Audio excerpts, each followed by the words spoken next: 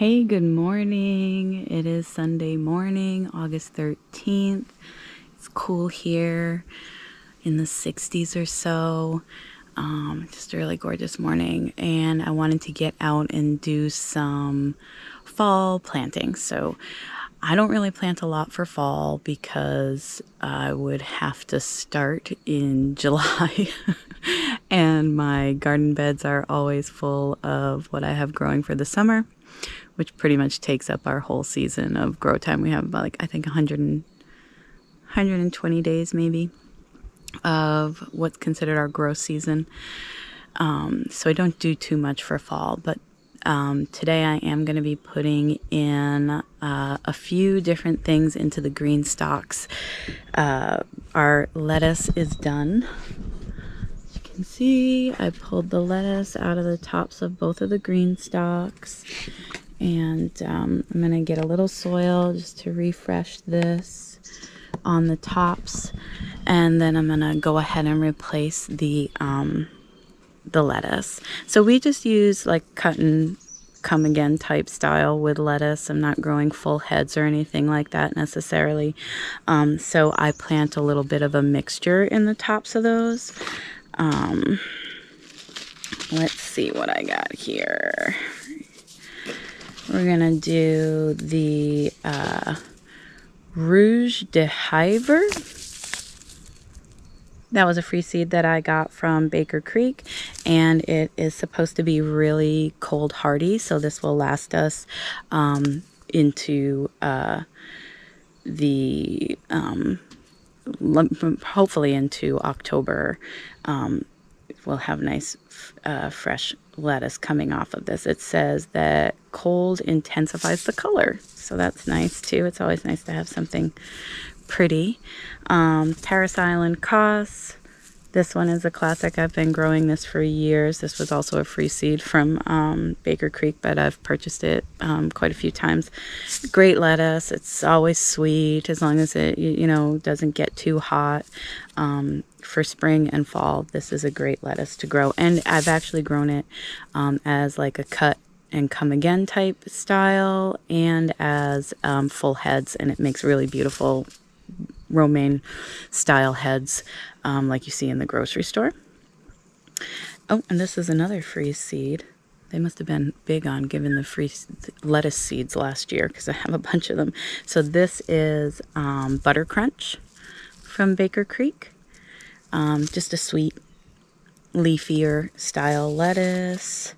Then, oh my gosh, yeah, they are like all free seeds. And then Merlot. This one, they do mention it as a good cutting type for the cut and come again, and I've grown this a few times over the past few years, and it really is. It's great. I had it in the green stalks already this year.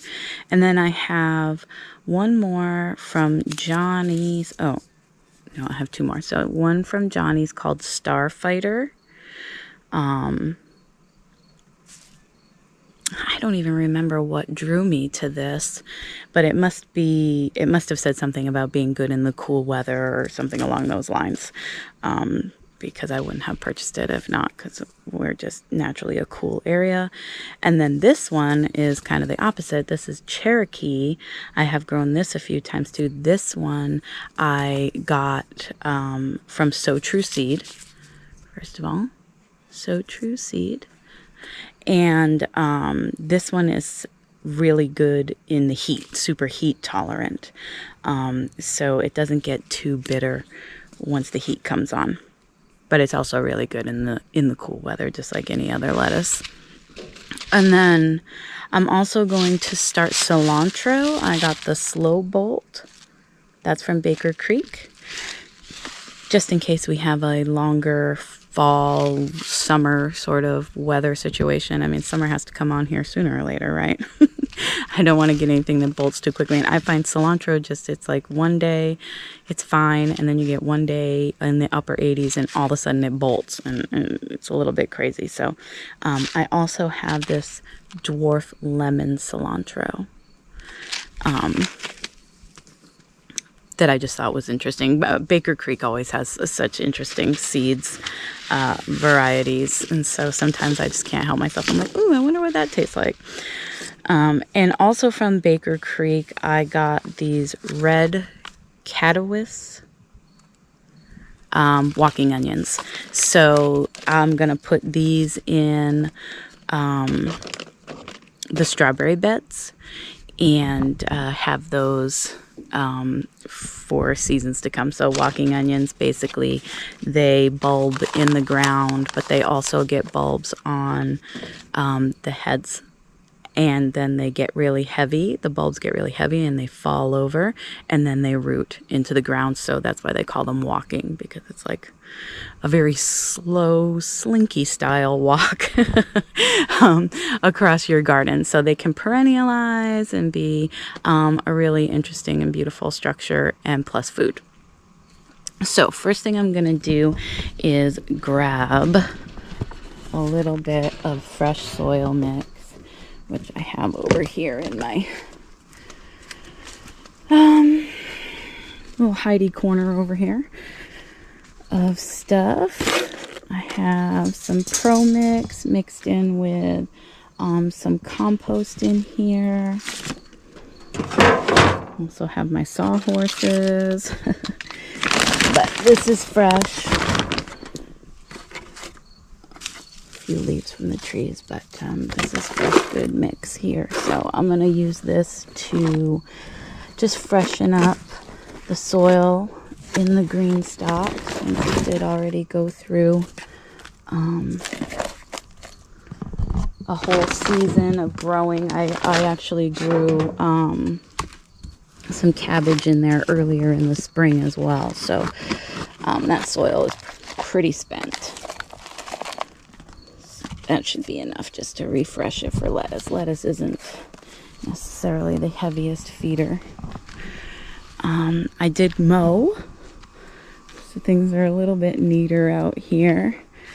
I mowed after the garden tour yesterday, the little garden walk, and I wanted to talk about this sunflower because normally you can see, so I have a bunch growing over here, and these are the Pro Cut sunflowers, and I will just let them, they just have one flower per stem, and I let them grow up until they're ready to cut, and then I cut them for bouquets. But this one over here, and I honestly cannot, it must be a Pro Cut, but for whatever reason it's branching, so there's going to be tons of flowers on here, and the top is opening. It's just your classic sunflower with the yellow petal, yellowish orange petal, and the dark eye. But I'm gonna leave it and let it do its branching thing and just be a big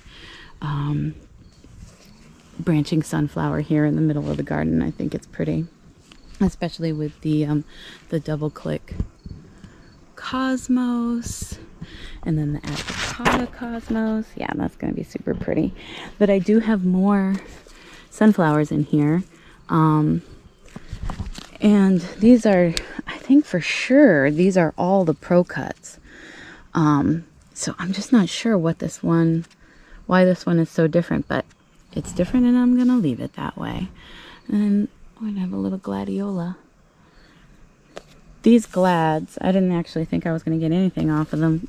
They're just a pack of the gladiolus bulbs that I picked up at Menards earlier in the spring. I thought the colors were pretty, I think some sort of pink mix. So we'll get a couple of them, and that'll be nice. So I want to figure out a good way to set you guys up here so you can see what I'm doing. I'm gonna put you right in the top of the green stalk, and let's see if we can get, oh no, you're not gonna be able to see everything, but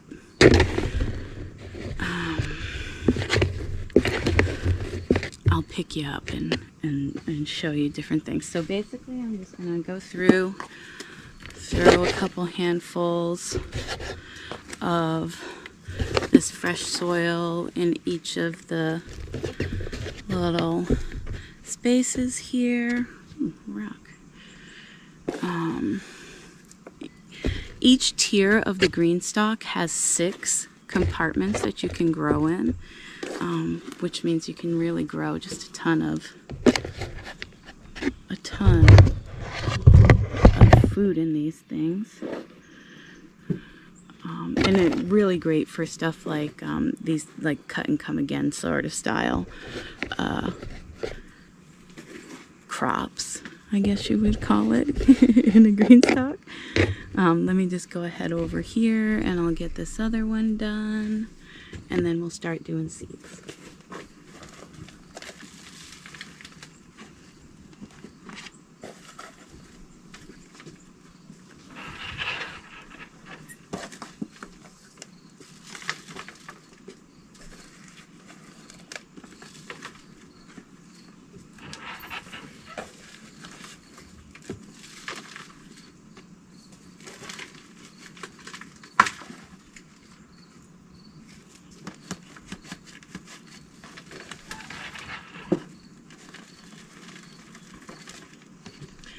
And if you're going to get the green stalks, I absolutely 100% recommend getting the spinner base and the wheels.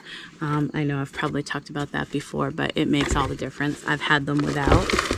These two, I had them without last season, and they're so heavy, and it really makes a difference to be able to move them around easily.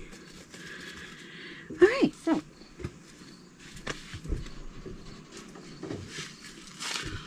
I'm gonna do 1 thing of cilantro of the lemon, 1 container for each green stalk, and then I'm gonna do 2 of the slow bolt in each of the green stalks, and then I'm just gonna like gently sort of disperse the seed of the lettuce in the other 3 spaces. And when I put the lettuce seed on, I'm not gonna bury it, I'm just gonna kind of tamp it down, but I'll show you guys. I'm just gonna settle it into the soil and then wet it. And we are supposed to actually have some summer-like weather here this week, so these should all germinate pretty quickly. Which is good, because most lettuce is usually between like 30 to 50 days to harvest. So, and that's not really including germination time. So you just want to keep that in mind when you plant with direct seed. Germination time, you have to keep that in your head. For some plants, it's just a couple of days. If the conditions are right, we should see this all germinated by the end of the week. But like the what's the word I'm looking for? The hellebores that I put in last week, those will take all winter. They have to go through an entire period of freeze and thaw before they will germinate. So just think about germination time for the particular types of seeds that you are trying to grow before you put something in, thinking, oh, I'm gonna have, beautiful hellebores in 2 months. It's not gonna happen. Okay, so let's start with the cilantro. I'm gonna put these seeds up here next to you guys to hold. Do my 2 slow bolts. So cilantro, I believe it's actually the seeds are actually called coriander. They're a decent sized seed. So you can get them in. And I'm going to go ahead and put like 5 seeds in here. And just to try and get the most out of it as I can. And I'm just poking it down with my finger a little ways and then covering it up with the soil. Let me see, I'll show you guys here. So I'm gonna take my seeds. I'm gonna do 1, 2, 3, 4, 5. It's okay if an extra one falls in there. And then I'm just kind of tamping them down. A general rule of thumb with seeds is like you put them down into the soil, I think about 1 to 2 sizes, I don't know, area more than the actual size of the seed. So we don't want to bury these too deep.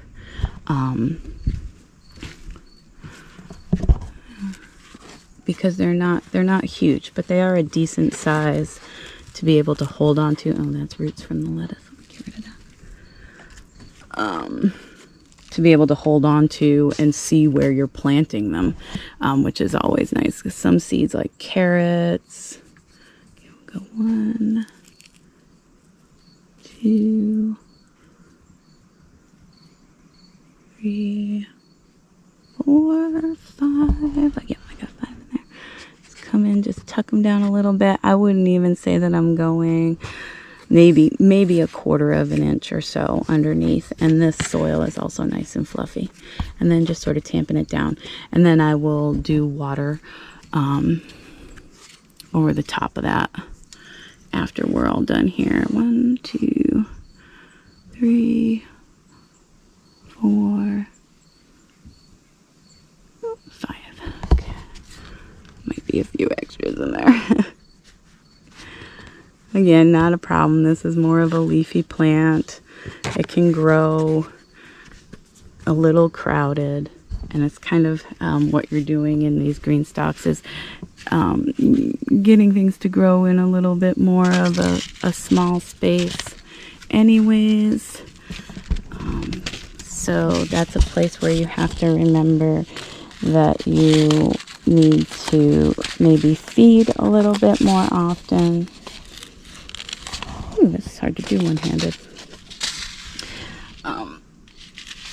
Like, treat it like any other container plant. Okay, so those 2 are done. And we'll do the lemon.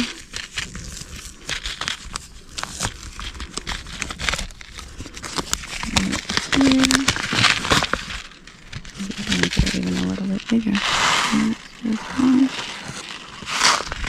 Okay. 1, 2, and then there's 5. Just pushing them down slightly.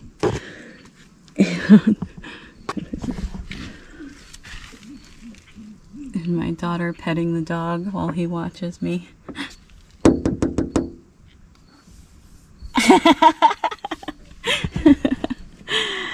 While he watches me, he likes to watch me do all my planting stuff out here. Okay. All right.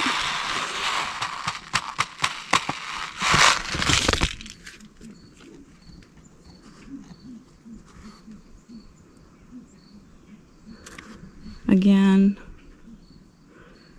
just getting them covered up. And then I'll do the lettuce. So I think, how many varieties of lettuce do I have here? I think I have 6. 1, 2, 3, 4, 5, 6. Right.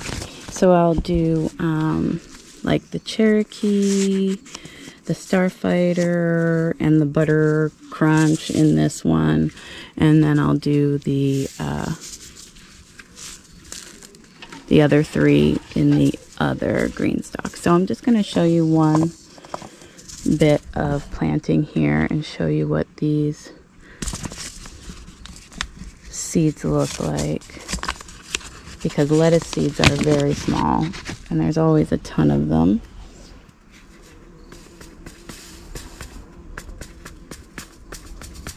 Get a few in my hands here.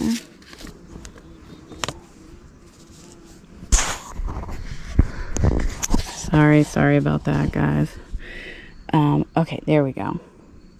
So those are lettuce seeds, pretty small compared to what we saw with the cilantro, and basically I'm just gonna, because we're growing these more for just the leaf and cutting, I'm gonna sprinkle these around in here like that. And I'm not covering these, but I am pushing them down so they make good contact with the soil so they don't blow away. And then we'll wet them down. Okay. All right, so that is the green stalks. I will come back and finish that. But then I wanted to talk about the onions. So these are gonna go in the 2 strawberry beds. There's one at each corner here, one here, and one there, where I have strawberries. So it's a perennial bed essentially, because the strawberries will come back. And I'm gonna just sort of do like a little line of these right in the front around the middle strawberry plant right through here. And I got these from Baker Creek, and I think they're supposed to be 10, but Baker Creek almost always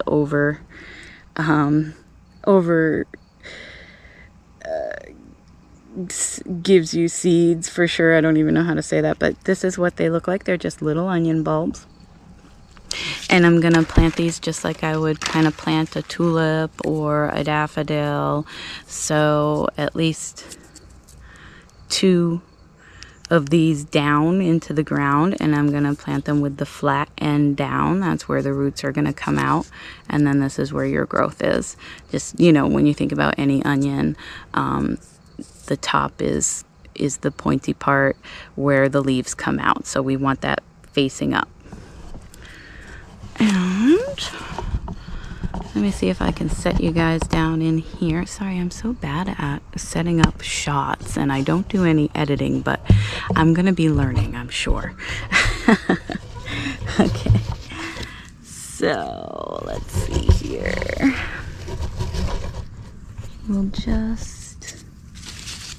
We'll go right here. So I'm gonna do like 1, 2, 3, 4, 5 across. And then I'm just sort of pushing down, probably to about right there on my finger. This soil is nice and loose, covering it up, just like I'm planting any other sort of spring blooming bulb. And this is one of those that we'll just have to be patient for, but that we'll get years out of. As far as I know, the walking onions really just, because they move around, if you let them move around like that, they will be in your garden pretty much forever once you have them established. And then I'm just going to get this one right in here. All right. And there we go. And I will finish up the other bed, and just like that, my fall planting is done. I might still end up putting in some kind of cabbage. I do have a 60-day cabbage that I might be able to get a little bit out of if I put them in the grow bags. Then I can easily move them around if I need to put them in a more protected spot, if we're going to get a frost that's too hard, or cover them up or whatever. And it won't take up any more space in my already very full summer produce and flower selection here. So yeah, so I just wanted to share that with you guys and talk about fall planting a little bit. And you know, if you guys are doing any fall planting, or you live in an area where it is a longer season than I have here, definitely share what you're doing and what your best practices are for getting the most out of a fall garden. And that's it for me right now. Appreciate you guys watching, commenting, interacting, subscribing. It's so cool to be communicating with so many people from all over, and I really enjoy it. So thank you very much, and all my love to my family who's also watching. I love you guys, and I will talk to you soon. Bye.